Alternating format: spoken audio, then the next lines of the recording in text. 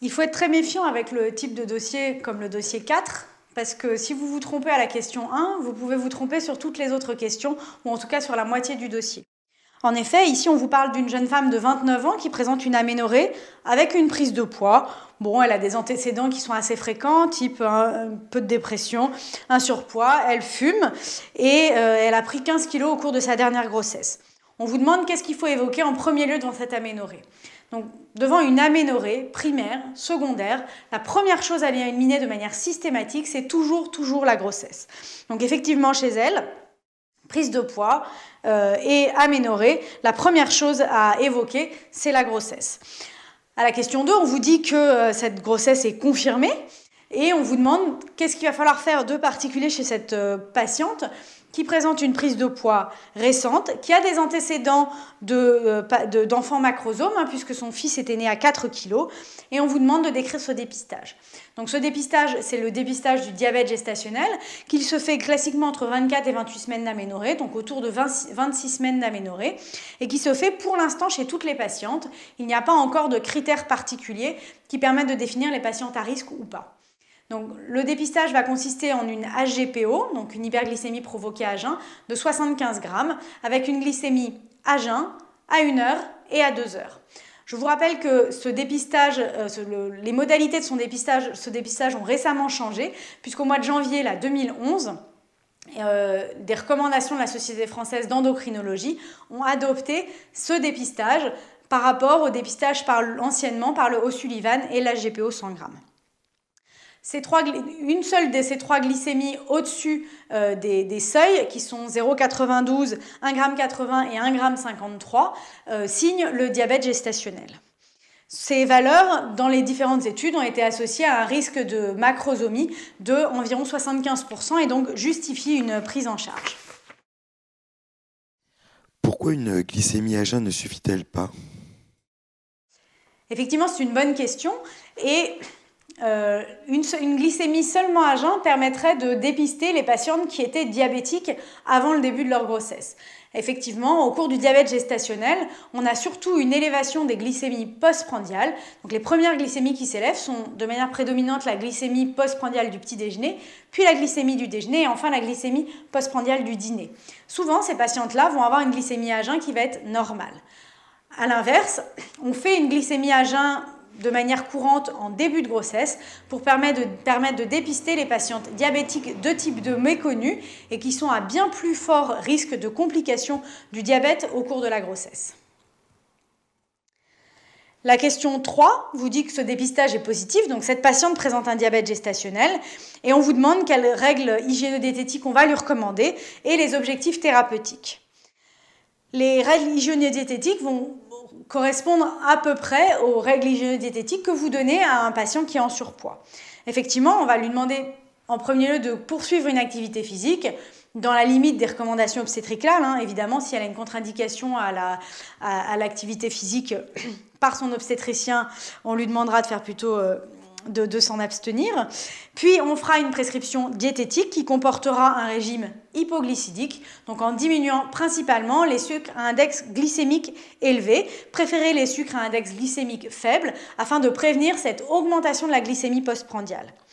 Enfin, quelque chose de primordial et qui est la pierre angulaire de la prise en charge du diabète gestationnel, c'est le fractionnement des repas. Au lieu de prendre 3 repas par jour, on va demander à la patiente de faire 6 repas par jour, mais sans augmenter son apport calorique et surtout son apport en glucides. C'est-à-dire que par exemple, le jus de fruits du petit déjeuner, on lui demandera de le prendre à 10 heures, que le dessert du déjeuner, on lui demandera de le prendre au goûter, et que le dessert du dîner, on lui demandera de le prendre au dîner. On lui demandera de le prendre au coucher, pardon.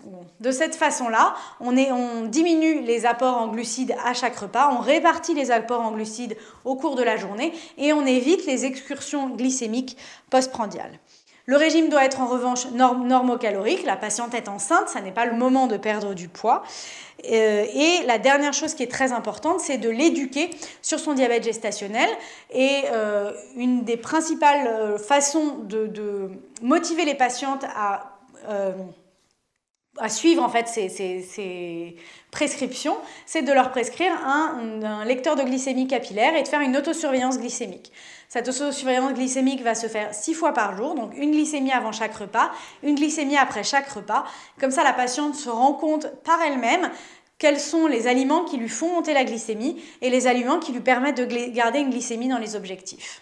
Donc à cette autosurveillance pluriquotidienne va s'ajouter une surveillance médicale. Donc la patiente doit être vue tous les 15 jours par le diabétologue qui va pouvoir regarder le lecteur de glycémie et s'assurer que les glycémies sont bien dans les objectifs. Et un suivi obstétrical qui, si l'équilibre du diabète est correct, sera un suivi obstétrical tout à fait classique. Donc l'objectif thérapeutique est d'obtenir une euglycémie, donc d'avoir des glycémies strictement normales jusqu'à l'accouchement. Donc qu'est-ce que c'est que des glycémies normales? C'est des glycémies à jeun ou avant les repas inférieures à 0,90 et une glycémie 2 heures après les repas inférieure à 1,20 g. Évidemment, aucune indication à surveiller par une hémoglobine glyquée parce que d'une part, il y a souvent une anémie au cours de la grossesse et donc l'hémoglobine glyquée va être sous-estimée. Enfin, l'équilibre glycémique va être sous-estimé par l'hémoglobine glyquée. Et d'autre part, l'hémoglobine glyquée, je vous rappelle que c'est une moyenne de l'équilibre glycémique sur les 3 derniers mois. Et donc là, vous avez besoin de vous assurer d'un bon équilibre glycémique sur les 15 derniers jours. Ne mettons pas d'insuline? Non, il est important de savoir que presque 90% des patientes qui présentent un diabète gestationnel sont parfaitement équilibrées avec uniquement un régime diététique et une autosurveillance glycémique. L'introduction de l'insuline ne se fera qu'en cas d'échec de ces mesures hygiéno-diététiques. Cela fait l'objet d'ailleurs de la question 4, où on vous dit que 15 jours après, elle a encore pris du poids et qu'elle n'a absolument pas atteint les objectifs fixés, donc ses glycémies ne sont pas normales. C'est à ce moment-là qu'on va introduire l'insuline. On commence par vérifier qu'elle a bien compris le régime et qu'elle observe bien les prescriptions que vous lui avez données. Et ensuite, on introduira l'insuline. Habituellement, ça se fait plutôt en hospitalisation. Donc, cette insuline pourra être faite selon plusieurs modalités en fonction des glycémies qui vont être mises en évidence sur le carnet de glycémie. Si c'est la glycémie à jeun qui est élevée, on va introduire une insuline au coucher. Si c'est les glycémies postprandiales, on mettra une insuline rapide. Je vous rappelle que bien évidemment au cours de la grossesse, il y a une contre-indication aux antidiabétiques oraux, que ce soit la metformine, les sulfamides hypoglycémiants ou les autres antidiabétiques oraux. Et enfin, on éduquera la patiente aux injections et on lui dira bien de poursuivre son autosurveillance glycémique. Et pourquoi les antidiabétiques sont contre-indiqués? Alors, il n'y a pas eu de preuve de la tératogénicité des antidiabétiques oraux, mais il n'y a aucune étude qui a été faite avec ces traitements-là. Il y a effectivement une étude qui est sortie avec la metformine, mais qui a montré que ça n'était pas un traitement extrêmement efficace au cours du diabète gestationnel. Donc pour l'instant, comme c'est pour une durée de 3 mois, on ne prend pas le risque de prescrire des antidiabétiques, alors qu'en général, les patientes sont parfaitement contrôlées avec un traitement par insuline. Au cours de la question 5, je vous rappelle qu'elle est toujours enceinte, cette patiente. Elle vous signale qu'elle a l'impression que son cou a augmenté de volume. Vous palpez effectivement un nodule de 2 cm. Qu'est-ce qu'on fait? Donc là, on est face à la prise en charge d'un nodule, en gardant toujours à l'esprit que nous sommes avec une patiente enceinte. Donc dans la prise en charge thérapeutique, il y a des choses auxquelles il va falloir faire attention. Quand on est face à un nodule, les questions importantes à se poser sont, d'une part, est-ce que cette patiente a des facteurs de risque de cancer de la thyroïde? Donc les principaux facteurs de risque de cancer de la thyroïde qui ont été mis en évidence sont les antécédents familiaux de cancer de la thyroïde, d'une part, et d'autre part, les antécédents d'irradiation cervicale dans l'enfance. Il y a d'autres facteurs de risque que vous retrouvez dans vos livres, mais qui n'ont jamais été prouvés, donc ceux-ci ne seront probablement pas cotés à l'internat. Ça, c'est la première chose, à l'interrogatoire. Au niveau clinique, pour essayer de mettre en évidence des facteurs de risque de cancer, vous allez palper le nodule. À l'examen clinique, ce n'est pas évident de trouver des critères en faveur d'un nodule malin. Éventuellement, il est fixé, il est un peu dur. Ce qui est très très important à la palpation, c'est d'aller rechercher des adénopathies. Ça signe le cancer de la thyroïde. Au niveau des examens complémentaires, pour aller rechercher des arguments en faveur d'un cancer, c'est l'échographie thyroïdienne qui va vous donner des critères de bénignité ou de malignité. Ça, c'était la première chose à faire face à un nodule. La deuxième chose qui est primordiale, c'est d'aller rechercher des signes en faveur d'une thyrotoxicose, donc des signes en faveur d'une hyperthyroïdie. Donc on va rechercher les signes cliniques d'hyperthyroïdie et on va faire une TSH afin de s'assurer de l'existence ou non d'une hyperthyroïdie. Enfin, on complétera ces examens-là par éventuellement une cytoponction thyroïdienne si la TSH est normale. Dans la prise en charge habituelle des nodules de la thyroïde, on peut également proposer une scintigraphie thyroïdienne, mais je vous rappelle que celle-ci ne doit être réalisée que si la TSH est basse, donc que si on est dans une situation d'hyperthyroïdie, et en tout cas, pas au cours de la grossesse. Pouvez-vous rappeler quand fait-on une cytoponction ? Donc les indications de la cytoponction sont extrêmement larges parce que c'est un examen bénin qui se fait en pratique courante, sans anesthésie générale, sans complications.